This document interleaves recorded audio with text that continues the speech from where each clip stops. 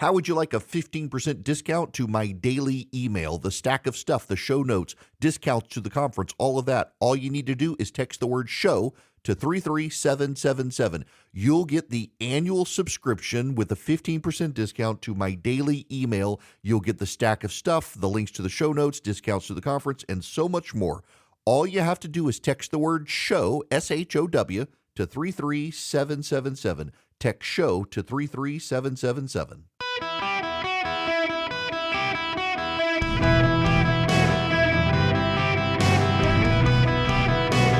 Welcome to the Eric Erickson Show podcast, Hour 3. My fellow Americans, welcome. It is Eric Erickson. The phone number, 877-973-7425. If you want to be on the program, happy to have you with me. Well, the truth has started coming out. I'm kind of surprised. What's notable are the members of the media who are surprised by the news, something I've been telling you was the case. Seth Mandel has the story in commentary. The United States has announced that the Gaza casualty figures it has been using are bogus, and it's adjusting its figures downward. Quote, "The revisions are taken, of course, in the fog of war.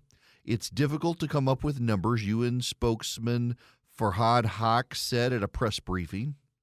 "We get numbers from different sources on the ground, and then we try to cross-check them. As we cross-check them, we update the numbers. We'll continue to do that as that progresses." In fact, the change is due to the fact that the UN has decided to report only identified casualties and exclude unidentified casualties. Because Hamas uses media reports itself, a gauzy category that includes Hamas-aligned press fronts, to add to its unidentified category, there's no excuse for reporting the unidentified category at all. If only there'd been some way to know not to trust the numbers coming from Hamas. And what are those numbers? Now the United Nations says about half of its original estimate of women and children can be disregarded, bringing the total to 7,800 and 5,000 respectively. That brings the total number of Palestinian fatalities down by over 11,000, nearly a third of the commonly reported number. You got that?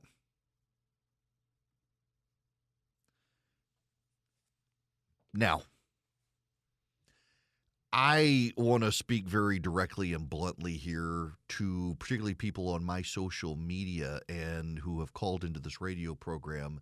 There have been a vast number of people who have used the word genocide, that Israel is engaged in a genocide, and they have relied on as their proof United Nations figures that I have said all along could not be trusted because those numbers come from Hamas.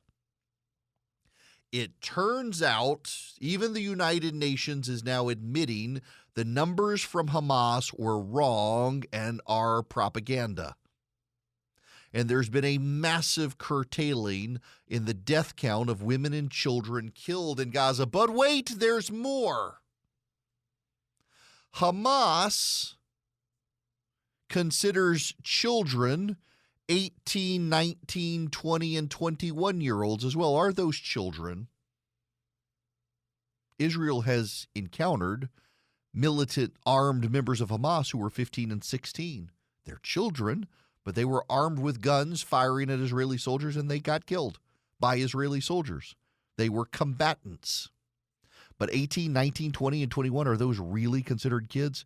I get all the time people on my social media feeds, particularly on Instagram, saying, "I can't believe you'd side with Israel.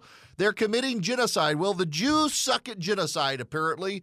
Given the United Nations revising numbers dramatically downward, they're no longer going along with Hamas propaganda. But those numbers were cited repeatedly by members of the media. I saw Joe Scarborough noting this on social media. Wow, the UN dramatically cutting the number of dead in Gaza. He wasn't alone. Other members of the media as well saying, wow, look at this. Joe somewhat sarcastically, because Joe all along has known what was going on here. Others really surprised. How can this be? It's exactly what so many of us have been saying the whole time.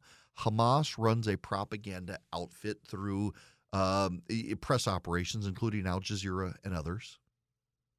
Hamas pursues this information, pushes the information, lies about the information, and it's regurgitated by the American press corps. The other one is the whole colonizer aspect of this that continues to crop up. The Jews are not the colonizers. The Jews were there long before the Palestinians. It's actually the Arabs who are the colonizers. The Jews were there until the Romans pushed them out.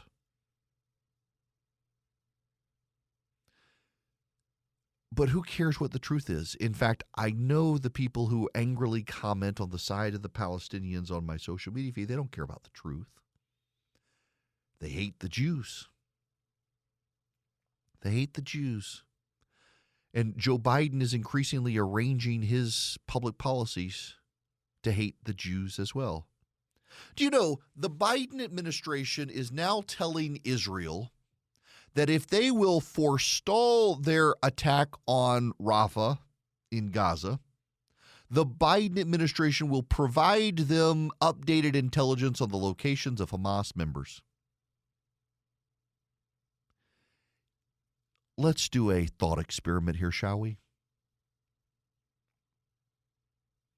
Planes fly into the World Trade Center in New York City, killing thousands. A plane flies into the Pentagon in Washington, D.C., and the hostages on a plane realize the inevitable is happening, and they take control of the plane and crash it into the ground in Pennsylvania. 4 planes crashed. A man named Osama bin Laden takes credit for planning the attack. He becomes America's most wanted fugitive on planet Earth. And the United States invades Afghanistan and ultimately Iraq. And an American ally goes to the President of the United States and says, "We know precisely where Osama bin Laden is, and we will give you the details of his location, but you have to call off your attack on the Taliban." What do you think the American response would be? That's essentially what Joe Biden is doing to the Israelis. We know where the Hamas leadership is, and we'll tell you precisely where they are. Now, first of all, knowing the Israelis, they have as good intelligence as we do. In fact, I saw someone point out the other day, the way that Israel has assassinated a number of Hamas leaders, you can tell that they're kin in some way, cousins from the same neighborhood on planet Earth, because the way that those assassinations work, they have to know how those people operate. They have to think like them. It was an Israeli operative pointing that out. That the way Israel has assassinated these people, other countries couldn't do the same because they don't understand them the way the Israelis do. They're not as close to them. But can you imagine if an American ally said, "Hey, we know where Osama bin Laden is and we'll give you the intelligence, but you have to stop attacking the Taliban." That's what the United States is doing to Israel. We know where the Hamas leaders are, but you got to stop attacking them in Rafah in order for us to give you the information. Not only that, by the American government telling Israel that we are not going to give you the arms that we've promised you, they're sending a signal to Hamas that Hamas is winning the public relations campaign in the United States. Hamas has no incentive to have a ceasefire with Israel when Hamas knows that the tide is turning in the United States and Joe Biden is pursuing an avenue that makes peace with Hamas because of Joe Biden's political aspirations, not because of the needs of Israeli national security. Why should Hamas have a ceasefire knowing that as things go on, the Biden administration is going to stop giving weapons to Israel? What Joe Biden has done is prolong the violence. And as I've mentioned repeatedly, he's made the violence worse because what Israel is not getting from the United States are precision-guided munitions. So now Israel's going to use its general ordnance, which isn't guided. They're just going to lob it in the direction and hope it kills all the people. As they should, by the way. The Biden administration has bungled this and made it worse. They've prolonged the war instead of moving towards a ceasefire because Israel is not going to have a ceasefire on Hamas's terms. The United States has repeatedly lied to Israel. You've got Anthony Blinken now out there telling Israel that you should call off the war, go back within your border because you risk provoking Hamas insurgencies. Really? Stop fighting the war because you risk a Hamas insurgency? I believe there was a Hamas insurgency across the border on October 7th, 2023 that provoked this whole thing. And then you've got the propaganda campaign of the death toll. You got the propaganda campaign. It is a death toll. Hamas lies about the women and children killed to provoke international outrage. Sympathetic media outlets run the numbers that Hamas gives them. The United Nations takes it as gospel truth as a whole PR campaign. And finally, after all these months, finally the United Nations says, hey, our bad. Maybe we should have done this. Maybe we shouldn't have. This is from Seth Mandel commentary. It's possible, then perhaps even likely, that the Israeli Defense Force has achieved a civilian-to-combatant casualty ratio of around 1.5 to 1, an unheard-of level of precision and civilian protection in urban warfare. If that's the case, it should cause the Biden administration to rethink its hypercritical posture towards Israel. Except, and here's the bad news, the Biden administration already knew this information. Again, the missing 11,000 or so casualties were largely based, according to Hamas, on media reporting. In other words, rumor, not unidentified corpses. It was no secret. The Biden administration and the United Nations were both well aware of Hamas's method of fabrication, which means President Biden has been knowingly using false numbers to crucify Israel in the court of public opinion and to justify withholding weapons from our ally during wartime. Now, some of those in the unidentified category may be real, and if so, those numbers will be adjusted post-war. But that overall number should never have been reported in the first place. In fact, for reasons mentioned above, even the identified category is unreliable and padded with an assortment of false reporting. As Josh Zumbrun has written in the Wall Street Journal, quote, researchers sometimes estimate the percentage of a population that died in a war by asking people afterwards how many siblings they had and whether any died in the war. On average, this method finds nearly 3 times as many victims as verified lists do, according to a 2008 study in BMJ, formerly known as the British Medical Journal, which compared data from both methods over 50 years. The fog of war is no excuse to use unethical counting methods, and it's no excuse to lie. The Biden administration's entire operation now against Israel is premised on Hamas propaganda, lies, and anti-Semitic voters in Dearborn, Michigan. And the people who show up in my social media accounts and scream, genocide, genocide, they're causing genocide. No, they're not causing genocide. They never have been causing genocide. And the data you were using to claim genocide is a lie that even the anti-Semitic United Nations is now rejecting. Why can't you do it too? Because you hate the Jews. You hate Israel. You are anti-Semites, and you're not brave enough to admit it. At least man up and admit you're an anti-Semite. Instead of hiding behind anti-Zionism, anti-Zionism is just a fancy code word to say you're an anti-Semite without having to admit it. Why can't you moral cowards admit you're actually anti-Semites? You won't do it. But that's what this is all about. It's not that you hate Israel, it's that you hate the Jews. And unfortunately for Israel and for the bulk of the American public, your anti-Semitic thinking has invaded the mind of the President of the United States, who now withholds weapons from Israel and makes it less likely that Hamas will hand over hostages and engage in a ceasefire. You people, you anti-Semites, guiding the Biden administration are actually going to cause more dead people in Gaza. But you don't care because you hate the Jews, and you're not brave enough to admit this is about hatred of Jews. It's not actually about the Palestinians or Hamas. Howdy, welcome. It is Eric Erickson here across the United States of America. Delighted to have you with me. Let me see if I can squeeze in a call here from Peter. Welcome to the show, Peter. How are you? Good. How are you, man? Great. What's going on? So I'll be quick. So you've just been talking about the bogus Palestinian casualty numbers based in part on UN reports.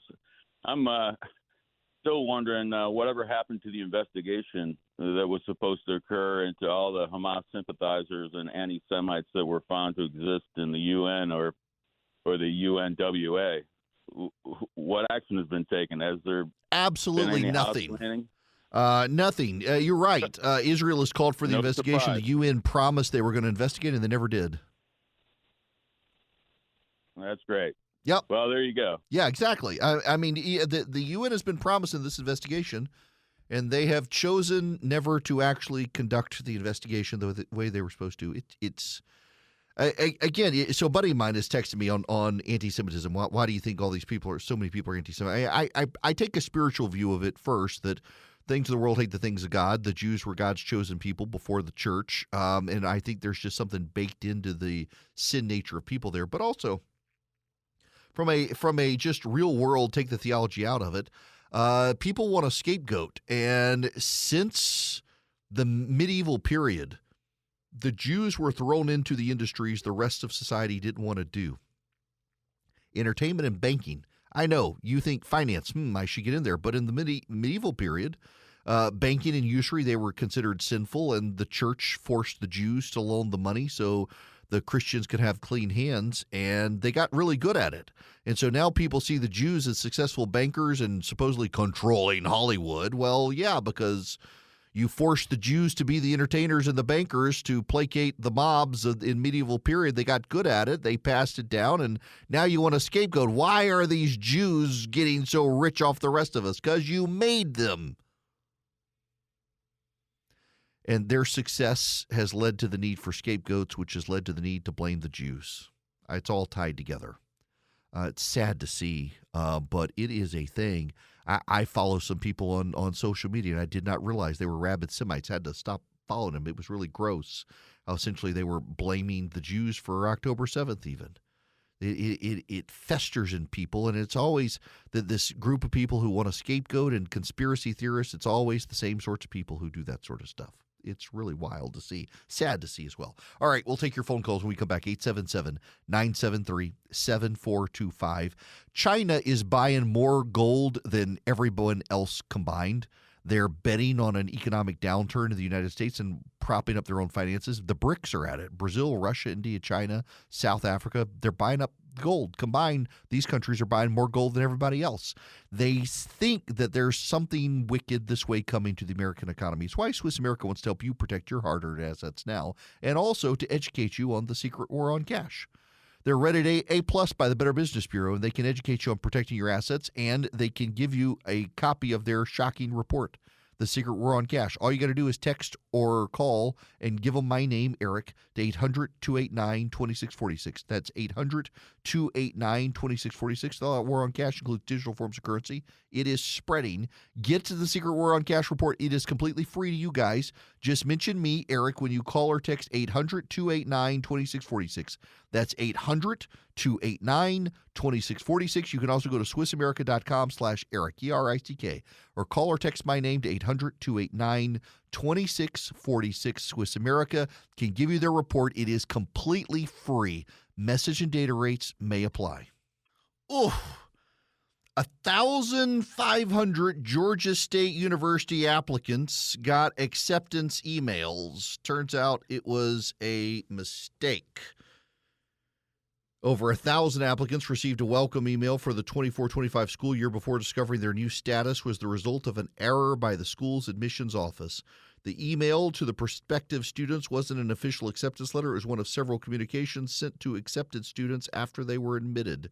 This particular group of 1,500 had incomplete applications. We sent them follow-up communication explaining the error and encouraging them to complete the application so they could be considered. Oof, oof, oof, oof, oof, oof, oof. Wow. We're dealing with the college stuff too. Y'all, we're almost there. She's almost graduated this week. Okay, the phone number, 877-973-7425. If you want to be on the program, let us go back to the phones. Rick, you're going to be up next. Welcome to the show. Hey, good afternoon, Eric. Thanks for taking my call. Sure. A question that came to my mind about Biden administration and offering this intelligence information to Israel if they already know this information, why haven't they already given it to Israel? And if they've not given it to them, doesn't that mean the Biden administration is complicit in unnecessary deaths and killings Yes. of Palestinians? Yes, it does. It's shocking to me that they would dangle this out there and say, we know more than you and we'll give it to you if you stop this. I don't know that that's actually true. I mean, the Mossad has fantastic intelligence in its own right. But that this would come out in that way, good gracious. I can't actually believe that they did it. And yet here we are. They actually did do this sort of stuff, which is infuriating. I mean, folks, just bear with me here. You don't have to be a master of logic to understand this. When Hamas sees the White House say, Israel, stop invading Rafah or we're not going to give you weapons, Hamas knows, one, it's winning the PR war to persuade the White House, and two, why bother accepting a ceasefire? Because it's going to provoke Israel. The non-acceptance will provoke Israel in a way that gets Israel punished. Of course Hamas isn't going to have a ceasefire because of this. The White House has given away the game to Hamas. It's malpractice, but it's by design. Back to the phones. Bill, you're going to be up next. Welcome to the Eric Erickson Show.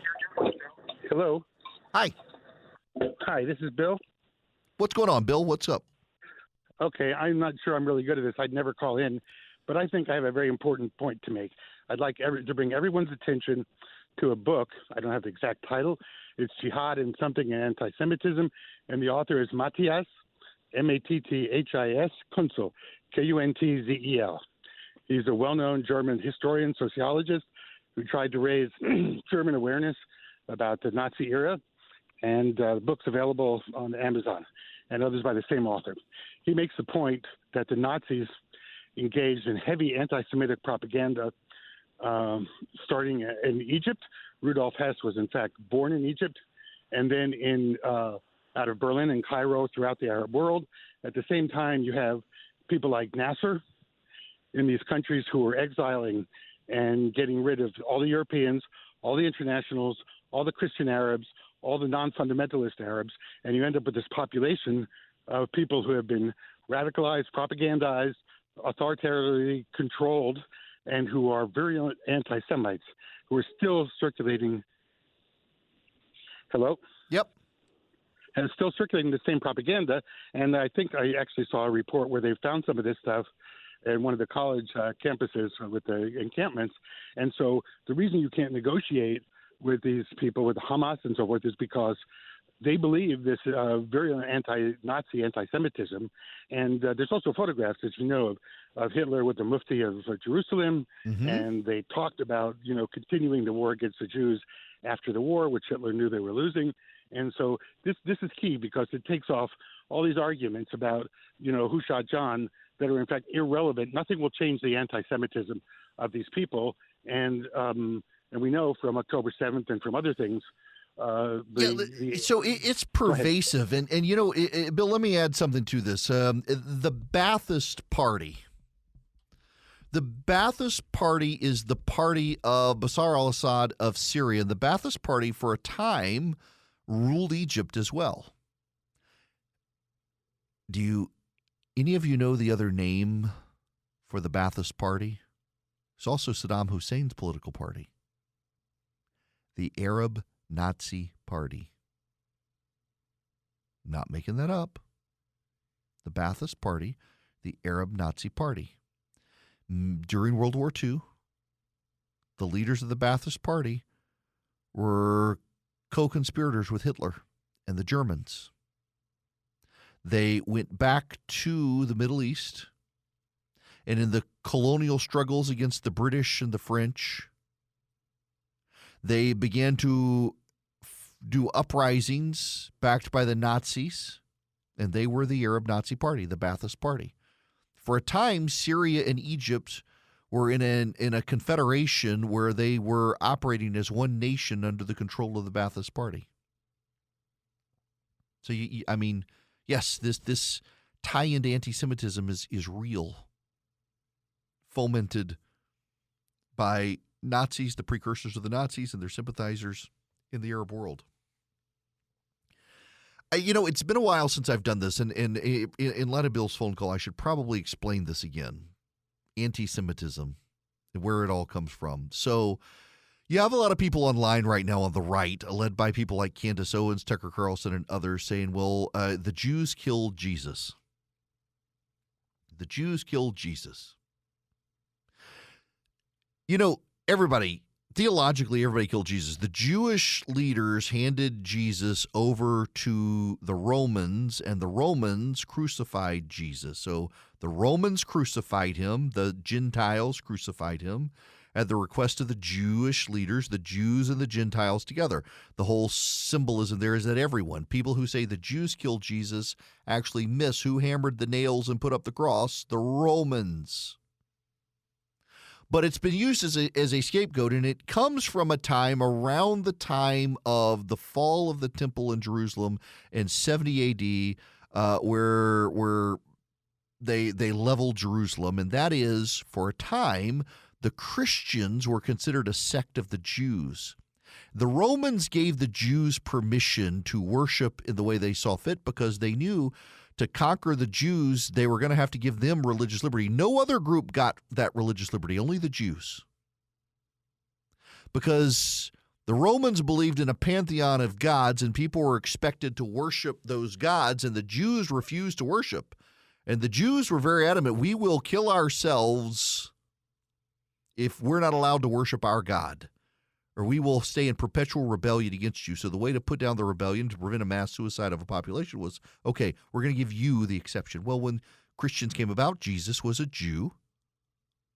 Christians would go to synagogue. You read about this in Acts. They would be in the synagogue. And the Romans were like, oh, this is just a sect of the Jews. Well, over time, the Jews said, no, these people are something completely different from us. And they began pushing the Christians out of the synagogues, and that perpetuated the extermination of the Christians by the Roman Empire, who no longer saw them as Jews because the Jews attested they weren't Jews. So as the Roman Empire began to Christianize, the Christians began, instead of going with grace and mercy, nursing their grudges against the Jews and started persecuting the Jews, who they said killed Jesus. Never mind, the Romans had too. The Christians were now in charge of the Roman Empire. So let's scapegoat the Jews. So then the Christians in medieval Europe began to make the Jews do the roles that were too unsavory for the Christians, sinful. The Jews had rules on usury and debt. Never mind, we're going to make you guys be the bankers because we, the Christians, find banking and finance sinful given what's in the Old Testament. Oh, hello, Jews of the Old Testament, we're going to make you do the dirty work for us. And then, of course, entertainment. It was sinful. Why should we waste our time making people laugh and engaging in entertainment and doing plays? Because, that's a sinful enterprise. So we're going to make the Jews do it and entertain us. So we're going to watch the sin. We're not going to actually be a part of it. We're going to make the Jews do it. So guess what happens? By the Renaissance period, the Jews are really good at finance and entertainment. And they get very successful and they get very wealthy. And so along come the people of Europe and they want scapegoats and say, oh, look at those Jews. They control the banks. Well, you're damn right they control the banks. You made them do it because you didn't want to get your hands dirty and they got really good at it. Thus you have anti-Semitism. You're blaming the Jews for the decisions you made about how to treat the Jews. And it has spread. Meanwhile, the Arab anti-Semites, they also want the land. After all, what happened? The Jews were in the Holy Land. The Romans, under I think it was Hadrian, threw them out. So they level the temple and all in AD 70, but they don't actually evict the Jews from the land. Hadrian finally has had enough of their rebellion, and so he packs them up, moves them, and changes the name to Palestine, tying it to the Philistines. So all of the Jews are forcibly removed from the land under pain of death from the Roman Empire. You can still worship your God, but not in Israel. They level the temple, they push out the Jews, and Arab tribes move in. And the Arab tribes are collectively given the name Palestinians. Even though they're individually, uniquely ethnic tribes, all Arabs, but uniquely ethnic. And by the way, at the time, they're not Muslims. They're pagan worshipers. It's only after 550 AD that Muhammad founds Islam and begins to forcibly convert everyone. And these Arab tribes that live in the Palestinian areas where Jerusalem and Judah are become Muslims. Judaism and Christianity both predate Islam. And these Arabs who moved into the area after the Jews were pushed out by Hadrian, they're not Islamists, they're not Muslims. Islam doesn't even exist at the time. They're pagan tribes, many of them worshiping the God of Abraham because they view themselves as descended through Ishmael, so they still worship the God of Abraham. And then Muhammad synthesizes this all together from the line of Ishmael and says this is actually God, and they begin to worship that God, the Arab God, Allah. And their anti-Semitism festers because, one, they believe Ishmael, not Isaac, is the actual lineage through the Abrahamic religion to the legitimate God, and two, they want the land that the Jews have claim to. So between the Arab anti-Semitism and the European Christian anti-Semitism, they all collide against the Jews. Over time, after World War II, the Jews get their homeland back. They are the Israelis. They have the nation of Israel, the modern nation of Israel. It's in the land of the Bible, but not connected per se to the land of the Bible. And the anti-Semitism of the disparate Palestinian tribes galvanizes to be anti-Israel, anti-Zionist, anti-Semitic, anti-Jewish. And Arab leaders who don't want the Palestinians in their land push them off onto the Israelis and fester this belief that their lot in life sucks because of Israel, not because the Arab nations refuse to house the Palestinians. And the Palestinians were too dumb. They believed it all, and they hate the Jews as a result. They believed the propaganda, not the truth. Thus, we have the history of modern anti-Semitism in the world. It's a conflation of many things, all merged into one thing, hating Jews and Israel. When people say they're anti-Zionists, they mean they're anti-Semitic. They're just not brave enough to admit they hate Jews generally. They're cowards, moral cowards at that. Now, I got to move on. Americans for Prosperity is around the country doing the work of the conservative movement in the States. And right now they're doing a bus tour to remind you that the conservative movement has the ideas to revitalize the American economy. It's called Prosperity is Possible. That's the bus tour. And you can find out where they're going to be at prosperityispossible.com. They get activists together and speakers together around the country, and they invite you to come and hear from leaders of the conservative movement about the ideas that work. We know we have the ideas that work to revitalize free enterprise, to revitalize the economy, to lower inflation, to deal with rent from a free market perspective, to help families, to help people, to help freedom. Prosperity is possible. Americans for Prosperity wants to educate you on prosperity is possible. They want you to come to their bus tour. They want you to hear from their speakers. They want you to be involved with Americans for Prosperity. You can find out more at prosperityispossible.com. prosperityispossible.com, brought to you by my friends at Americans for Prosperity. All right. I just gotta share this email with you guys that I literally just got it 4 minutes ago. Of course, it's from San Francisco. So one of the things that happens when you get in radio is PR companies get your email address and they start emailing you to try to get guests on. And if you listen to this program, we rarely have guests on anymore, in large part because we've done enough research to know that you guys would rather hear me talk to you than hear me talk to someone else. So that you're not an eavesdropper. So if it's a big newsmaker, they'll come on, but otherwise we generally don't. But this is a guy who wants on. This guy has written a book on finding the ideal home using the power of astronumerology. From first-time buyers to those ready to downsize, his concepts can help people find homes that will harmonize their personal energy as he shares his strategies in his book. The ancient art of astronumerology can help modern-day home buyers find the property that best harmonizes personal energies. Buying homes is a serious business, So look at these numbers carefully. Those numbers are alive that are on your home address or your apartment. They're vibrating with planetary energy, and those frequencies have to flow with your basic vibrations to attract harmony and success.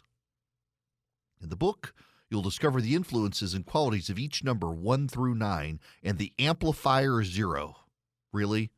This person wants on my program. If I were to have this person on my program, I'd need an old priest and a young priest and some holy water to throw at him as well. Good gracious. This is the source. Of course, the guy lives in... Okay, I got it. I'm not giving you the name. I don't want you to look up this book because it might put your soul in jeopardy to try to read this sort of book. Oh, wow. Okay. Award-winning numerologist. He's got a great turban. Really impressive turban. Wow.